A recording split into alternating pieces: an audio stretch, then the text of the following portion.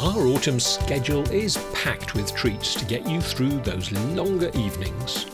Valerie Nesbitt is showing us her Bright Scrap 9-patch and snowball quilt design, which is a great use for all those boxes full of bits of leftover fabric. Sue Thornborough is back in the studio with a great introduction to making Bargello quilts. They look so wonderful and complex, but Sue makes it as easy as 1, 2, 3 with her helpful patterns and crib sheets. Our Tip Thursday for October features quilter Claire Campion using coloured thread to give her designs a real lift. And Kate Findlay returns with this super workshop entitled Robin and Rose Hips, creating these wonderful designs inspired by nature and supported by kits in the shop. And a real treat for you this month is that we have 3 expert sewers and quilters trying to answer the question, is quilting art?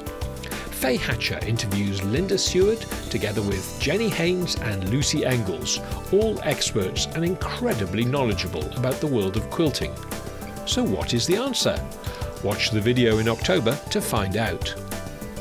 New videos are released on Justhands-on.tv every Friday.